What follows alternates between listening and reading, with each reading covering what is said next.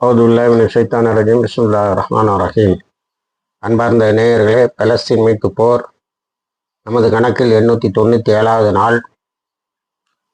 அது ஈரான் மீது இரண்டு தீவிரவாத நாடுகளாகிய அமெரிக்காவும் இஸ்ரேலும் நடத்திய அத்துமீறிய தாக்குதல் வழி வேறொரு ரூபத்தை எடுத்து பாலஸ்தீன் மீட்பை நோக்கி போய்கொண்டிருக்கிறது என்று சொல்ல வேண்டும். நேற்று நமது சேனல் தான் முதலில் 5 நாள் விடுப்பு கொடுக்கிறேன் என்று சொல்லிக்கொண்டே ட்ரம்ப் தாக்கியதை குறிப்பிட்டோம். அதற்கு உடனேயே கொடுத்த பதிலடி பயங்கரமான பதிலடி. அதாவது இஸ்ரேலுடைய டிமோனா அல்லது டயமோனா என்ற அந்த நியூக்ளியர் பிளான்ட், அதாவது அணு ஆயுதங்களை உற்பத்தி செய்கிற ஆராய்ச்சி மையம், அங்கே ரொம்ப துல்லியமாக கணக்கு பார்த்து அடிச்சிருக்காங்க. 12 அணு விஞ்ஞானிகள் இறந்திருக்கிறார்கள். இதில் இன்னொரு பெரிய ஷாக்கு இஸ்ரேலுக்கு என்னன்னா, நேற்று அடித்த அடி இஸ்ரேலிய ட்ரூப்ஸு இஸ்ரேலில் ஒழிக்க முடியல.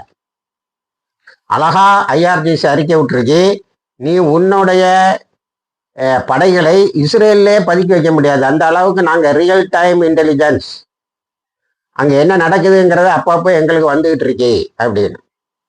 அரத் பகுதியில் நடந்த தாக்குதலும் பயங்கரமான தாக்குதல். இஸ்ரேலுடைய எலக்ட்ரிசிட்டி பிளான்ட் எல்லாமே அவுட்டு. அது நெதயாங்கிற இடத்துல இன்னைக்கு வரைக்கும், நேற்று அடித்தது இன்னைக்கு வரைக்கும் பவர் வரல. அந்த சிட்டி நெதயாங்கிற சிட்டி இன்னும் இருளில் மூழ்கி இருக்கிறது. இப்படி அடிச்சிருக்காங்க. அதே மாதிரி அவங்க வாக்களித்த மாதிரி நீ எங்களுடைய பவர் பிளான்ட்டை தாக்குனா, இப்போ பவர் பிளான்ட் கேஸ் பவர் லைன்னு சொல்கிறாங்க. எலக்ட்ரிசிட்டி பவர் லைன் இல்லை, கேஸ் பவர் லைனு இஸ்பஹான்லேயும் கொரம்ஷாகர்லேயும் பிஷார்லுங்கிற இடத்துலையும்.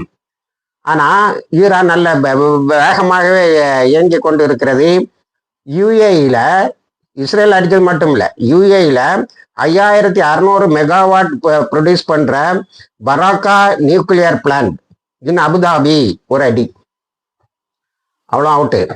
அடுத்து Jebel Ali complex combines gas power generation with large scale desalination systems, எல்லாத்தையும் அடி. ஆக பவர் பிளான்ட்டில் நேற்று நார்தர்ன் இஸ்ரேல் டெல்லவிவ் பக்கத்தில் ஒரு சிட்டியை தாக்கியிருக்காங்க. அந்த நார்த் ஆஃப் டெல்லவிவுக்கு வடக்கு பகுதியில் ஒரு பெரிய தாக்குதலை நடத்தி இருக்கிறார்கள். அதில் இன்னொரு சிட்டி பவர் இல்லாமல் ஆகிருக்கு. எந்த அளவுக்கு ஈரான் ரொம்ப ரியல் டைம் இதை எடுத்துருக்குன்னா, 12 டாப் மோஸ்ட் நியூக்ளியர் சயின்டிஸ்ட்டை காலி பண்ணிவிட்டு நேற்று. நீ இஸ்ரேலில் ஒழிக்க முடியல. அதான் இப்போ ஆச்சரியமான விஷயம், ரொம்ப பெரிய ஆச்சரியமான விஷயம். அடுத்தது காத்தமல் அல்பியா ஒரு பெரிய அறிக்கையை விட்டு இருக்கிறார்கள். அதை ஒரு பெரிய விக்டரி டிக்ளரேஷன் சொல்லணும். அது என்னன்னா, இனி அரபு நாடுகள் அமெரிக்காவை விட்டு எங்களிடம் பாதுகாப்பு ஒப்பந்தம் போட்டுக்கொள்ளுங்கள், எங்களிடம் பாதுகாப்பு ஒப்பந்தம் போட்டுக்கொண்டால் நாங்கள் உங்களுடைய மிலிட்டரி இன்ஃப்ராஸ்ட்ரக்சர்னு சொல்லக்கூடிய இராணுவ கட்டமைப்புகளை நாங்கள் பெரிதாக வளர்த்து தருவோம்.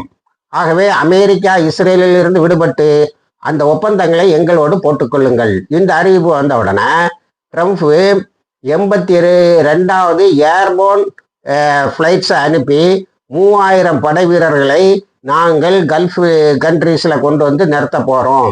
இப்போ எல்லாத்தையும் பின்வாங்கினா, ஒழிச்சிருந்தவனை அடிச்சுட்டாங்க, இன்னும் கொஞ்சம் பேர் ஒழித்து இருக்கிறார்கள், அவர்களை தொடர்ந்து தாக்கி கொண்டு இருக்கிறார்கள்.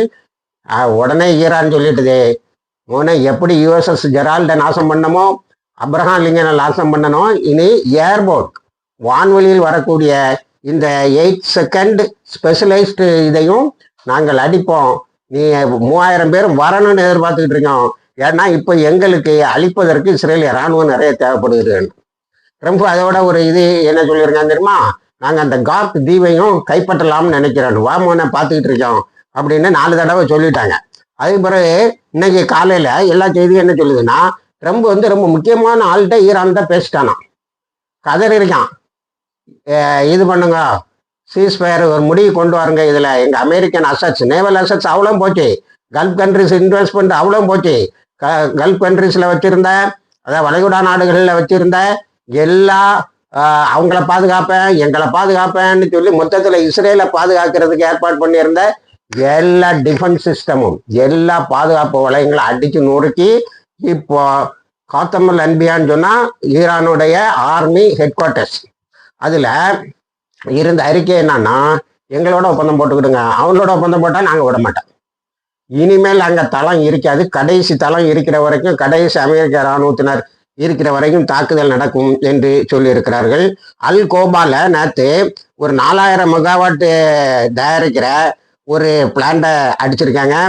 ராஸ் துனியாங்கிற இடத்துல சாக்கியா என்ற ப்ராவின்ஸ்ல ஒரு பவர் பிளான்ட்டை அடிச்சிருக்காங்க. இங்க ஒரு பவர் பிளான்ட்டை கை வைக்கிற முன்னாடி இவனுடைய அமெரிக்காவுக்கு எல்லாத்தையும் உற்பத்தி பண்ணி தரக்கூடிய எல்லா தளங்களையும் அடித்து நொறுத்தி இருக்கிறார்கள். 2 குரூஸ் மிசைலை சுட்டு வீழ்த்திருக்காங்க. இப்போ வான்வெளி பலம் எப்படி போச்சுன்னா F-13, F-35, F-16, F-15 இவெல்லாம் தான் இவங்க உலக இராணுவத்தை. ஒபாமா அவருக்கு சொன்னதை நான் இந்த காணொலியில சொன்னேன். உலகத்துல we have a super fire power. ஆப்கானிஸ்தான்ல 1,29,500 பேரை இதே ஜெட்டுகளை போட்டு தான் கொண்டாங்க. அவ்வளோ அப்பாவி மக்கள். அப்ப யாரும் ஒப்பாரி வைக்க ஆள் இல்லை. நான் அதை அடிக்கடி சொல்லியிருக்கேன்.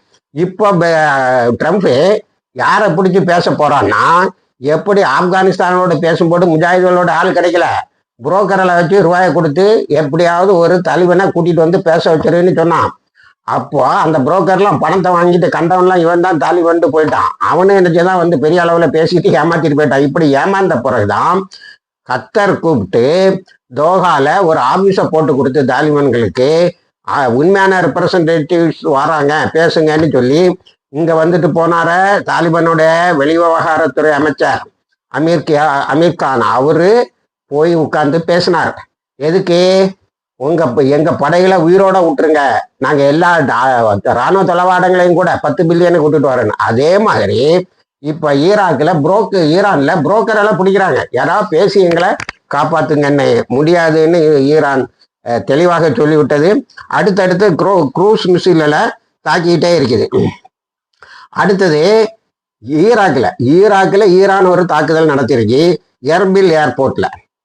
ஈராக் சிச்சுவேஷனு அமெரிக்காவுக்கு ரொம்ப தலைகீழ போயிட்டு 2022 இருந்து 2026 வரைக்கும் ஈராக் கவர்மெண்ட் சொல்லுது இங்க ISILன்னு ஒன்று இருந்தது, அதை ஃபைட் பண்ணது தான், அதோட போரிடுவதற்கு தான் அமெரிக்காவோட உதவினான். இப்போ ISIL ஒழிச்சாச்சு, நீங்க போயிருங்க. கடைசியில் பார்த்தா ISIL இவங்களுடைய கிரியேஷனுங்கிறது தெரிய வந்தது. நீங்க போயிருங்கன்னு சொன்னா 2024 டிசம்பருக்குள்ளால போவோம்னா, 2025 டிசம்பருக்குள்ளால போவோம்னா, கடைசியில் என்ன பண்ணான்னு தெரியுமா? அந்த எர்பில்ங்கிறது ஒரு பெரிய பழமையான சிட்டி. ரொம்ப வருஷத்துக்கு முன்னாடி அந்த பகுதியில் இஸ்லாத்துக்கு வந்த முதல் பகுதின்னா அதுக்கு ஒரு வரலாறு உண்டு. இந்த எர்பில் சிட்டியில் இந்த குர்ஸுகளை வச்சுக்கிட்டு அதில் கம்யூனிஸ்டா இருந்தவனெல்லாம் கேபிட்டலிஸ்டா மாற்றி ஆயுதத்தை கொடுத்து இப்போ என்ன செய்யறீங்கன்னு ஒரு நாள் ஈராக்கில் போர் நிறுத்தம் வாங்கியிருக்கானோ. இந்த ஒரு நாள் போர் நிறுத்தம் வாங்கிட்டு இந்த எங்களுடைய படைகளை நாங்கள் வந்து திறந்த வெளியில கொண்டு வந்து ஃப்ளைட்டில் ஏற்றி அமெரிக்கா கொண்டு போகிறதுக்கு அலோவ் பண்ணுங்க. அதை ஒரு நாள் அலோவ் பண்ணாங்க. இவன் 1 ஃப்ளைட்டு 2 ஃப்ளைட் வரைக்கும் கொண்டு போயிட்டான். என்ன பண்ணியிருக்கான்? அந்த நயம் வந்து வேணும் எர்பில் ஏரியாவில் குர்திஸ் பக்கத்தில் நிறைய வச்சுருந்துருக்கான். அதை ஈரான் கண்டுபிடிச்சு அடிக்கலான்னு இருக்கும்போது கொஞ்சம் டைம் கொடுங்க, நாங்கள் அவங்கள வெக்கேட் பண்ணிடுறேன்னு பார்த்து எவாக்குவேட் பண்ணிடுறோம்னு சொல்லியிருக்கான். உனக்கு டைமுங்கிறதே கிடையாது, உன்கிட்ட பேச்சுவார்த்தைங்கிறது கிடையாதுன்னு ஒரே அடி. அந்த இதில் இருந்த 3000 அமெரிக்க இராணுவத்தினர் என்ன ஆனார்கள் என்று தெரியவில்லை. அழிந்தும் இறந்தும் காயம்பட்டும் போனார்கள் என்பதுதான் தகவல். அப்போ இப்போ ஈரானுடைய சர்வைலன்ஸ், ரியல் டைம் சர்வைலன்ஸு ரொம்ப, அதாவது ஒரே நேரத்தில் எங்கெங்க ட்ரூப்ஸ் மூவ் ஆகுது இஸ்ரேல்ல, எங்கெங்க ஈராக்கில் அமெரிக்காவனுடைய படைகள் மூவ் ஆகுதுங்கிறத தெளிவாக தெரிஞ்சு தாக்கக்கூடிய ஒரு பெரிய இதை எடுத்துட்டாங்க. இந்த எர்பில் தாக்குதல் ட்ரம்போடைய பதவியை கீழே இறக்குவதற்கு போதுமானது. அதுக்கு பிறகு ஈராக்கில் இருக்கக்கூடிய ரெசிஸ்டன்ஸ், இந்த அவுலியா டாம் குரூப் இருக்கு பாருங்க, நேற்று 23 தாக்குதலை நடத்தியிருக்காங்க. என்ன துக்ககரமான அல்லது அனுதாபகரமான செய்தி என்னன்னா, அமெரிக்க இராணுவத்தினர் எங்கேயும் ஒழிக்க முடியல. அன்னைக்கே எக்ரிமெண்ட் போட்டால, அப்போ நீ போயிருக்கலாம்ல. இப்போ இவ்வளவு அடி ஈரான்ட வாங்கிட்டு தான் போகணும்னு இருந்ததுதான் மிகப்பெரிய தவறு. அடுத்தது brilliant cooperation with local intelligence, ஈராக்கில் உள்ள இன்டெலிஜென்ஸோட கோஆப்ரேட் பண்ணி ஈரான் தாக்கிய தாக்குதல். இப்போ டயமோனால இறந்து போன அந்த சயின்டிஸ்ட் இருக்கான்னு பாருங்க, சயின்டிஸ்ட்டு அவங்களுக்கு உதவி செய்கிறாங்க எல்லாம் சேர்ந்து 40 பேரை போட்டாங்க. அது என்னன்னா இது எப்படி போச்சு இந்த தகவல் இந்த இது, ஏன்னா அவங்க டயமோனால ஸ்ட்ரைட்டாக ஹிட் பண்ணலை முதல்ல, அதுல இருந்து 12 கிலோமீட்டருக்கு இந்த பக்கம் தான் ஹிட் பண்ணாங்க. அதுல தான் சயின்டிஸ்டில் இருந்திருக்கான். கிளீனாக சொல்றாங்க, எங்களுக்கு இது வந்து நீ வந்து எங்க சயின்டிஸ்டை கொன்னதுக்கு பழிக்கு பழி உங்க சயின்டிஸ்ட், நீ எங்க நந்தான்ஸ்ல தாக்குதல் நடத்தினதுக்கு, இஸ்ஃபஹான்ல தாக்குதல் நடத்தினதுக்கு டிமோனா கம்ப்ளீட்டா அவுட்டு இஸ்ரேலு. இப்போ உலக நாடுகளை எல்லாம் வந்து ஹெல்ப் பண்ணுங்கன்னு சொல்லிட்டு இருக்கு. அடுத்தது லெபனானுக்கு வந்தா அங்கேயும் ஒரு பெரிய சம்பவம் என்னன்னா, லெபனான்ல 7 ட்ரக்கில் போட்ட இஸ்ரேலிய ட்ரூப்ஸை காணோம். சுத்தி வளைச்சிட்டாங்க. சுத்தி வளைச்சி அவங்க என்ன ஆனாங்கன்னு தெரியல. ஒரு செய்தி என்ன வருதுன்னா, கன்னிபால் டைரக்ஷன் இஸ்ரேல் கொடுத்துருக்கணும். இந்த கன்னிபால் டைரக்ஷன் எப்போ கொடுப்பாங்கன்னா, இது நத்தேயானு இஸ்ரேலிய இராணுவத்தை கொலை செய்வதற்கு கண்டுபிடித்தது. காசால முதல்ல காசா வளாகத்துல போய் முஜாஹிதுகள் வந்து கொஞ்சம் பேரை கைது செய்து பிணை கைதிகளாக அழைத்து வரும்போது கானிபால் டைரக்ஷனை கொடுத்தான். நம்ம ஆட்களா இருந்தாலும் சரி, அவங்க ஆட்களா இருந்தாலும் எல்லாத்தையும் அடித்து கொள்ளணும். அதுலதான் நிறைய பேர் இறந்தாங்க. இன்னைக்கு அந்த விசாரணையை முடக்கி வச்சிருக்கான். அவன் பேர்ல குத்தம் வந்தான், மீதி எல்லாரையும் தண்டிச்சுட்டான். அவனுடைய ஃபெயிலுவருக்கு விசாரணை வந்த போது நம்மளுடைய உச்ச நீதிமன்றம் மாதிரி வேண்டான்டான், அது முடியாதுன்றா. அதுக்கு சட்டம் கொண்டு வந்தா நான் சட்டம் தோத்து போச்சு. இப்போ இந்த ட்ரூப்ஸு ஒன்னுலே சரண்டர் ஆகிறதுக்கு போயிருப்பாங்க, அல்லன்னா அவர்கள் கைது செய்யப்படக்கூடிய நிலை வந்திருக்கும். அதனால்தான் கொலை செய்திருப்பார்கள் என்பது இராணுவ வல்லுநர்கள் சொல்லக்கூடிய செய்தி. அங்க எவ்வளவுன்னு சொல்ல மாட்டாங்கிறான். நேற்று வந்து ஒரு பெட்டாலியன் சொன்னாங்க, இன்னைக்கு 7 ட்ரிப்ஸுங்கிறாங்க, 7 ட்ரக்ஸ்ல போனவங்கிறாங்க. அடுத்தது ஹைஃபா, அவன் நார்த் ஈஸ்ட்லேரு இலியாட், இவ்வளோத்தையும் லெபனான் வச்சு தாக்குன்னு சொல்லிடுறீங்க செய்திருக்கு. என்ன தெரியுமா, 24 மணி நேரத்துல 152 தாக்குதல் இஸ்ரேலுக்கு மேல. அதான் நம்ம ஊடகங்கள் சொல்ல மாதிரி, இஸ்ரேலில் இருக்கக்கூடிய இரும்பு திரை அகற்றப்பட்டு விட்டால் இஸ்ரேலு இருக்கா இல்லையான்னு தெரிஞ்சிடும் அப்படிங்கிற ஒரு தகவலை அவர்கள் சொல்லி கொண்டு இருக்கிறார்கள். அது வந்து மிக முக்கியமான ஒரு தகவல் தான்.